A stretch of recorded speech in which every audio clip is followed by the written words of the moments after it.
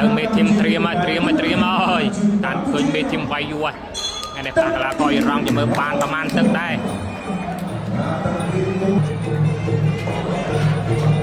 តោះឥឡូវយើងមកទស្សនាការប្រកួតនៅលើសង្វៀន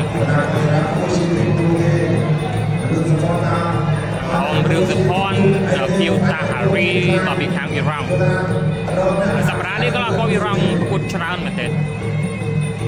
គាត់មកជើងឆ្វេងមាត់ដៃឆ្វេងរបស់មេធីមនៅមួយនៅឡើយទេព្រោះតែយើងខកខានការក៏យើងយូរក្រែលតែគាត់ជើងក្រោមឆ្វេងអលូឆ្វេងអាយ៉ាជប់មាត់ស្រីពួតទឹកឆ្វេងមួយ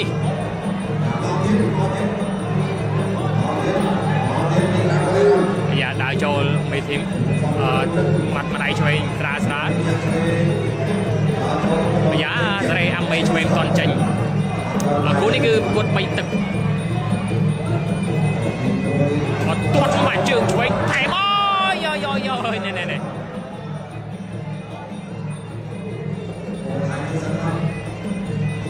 ឥឡូវចាយអស់1នាទីទេស្មើ2នាទីទៀតនៅទឹកទី1អត់ទាត់មកជើងនេះអត់ត្រូវក៏សងម្ដាយឆ្វេងពីមេធីមរឿងសុភ័ណ្ឌ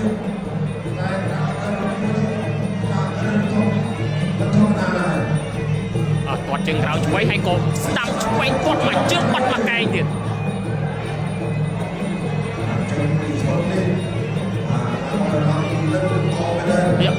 ឆ្វេងកន្លែងនេះក៏សងម្ដាយស្ដាំមិនទាន់ត្រូវអត់ទាត់មកជើងឆ្វេងជើងខ្លីប៉ុន្តែស្រីតែកញ្ចឹងផងបងប្អូនដឹងហើយមេធីមយើងគឺភាគច្រើនស្រីតែកញ្ចឹងផងទេការទាត់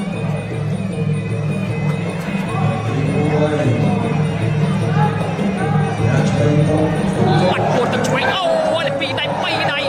ថែមមកកែងទៀតអាយ៉ាយើងជ្រាបហើយ3ដៃថែមមកកែង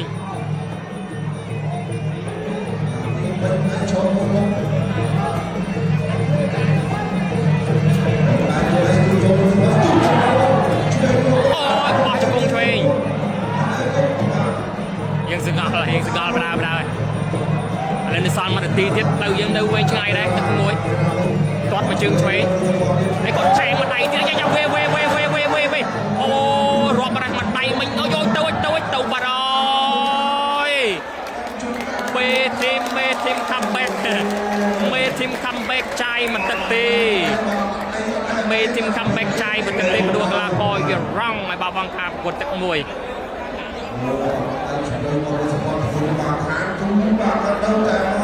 ហើយថាខានយូរជូរមាត់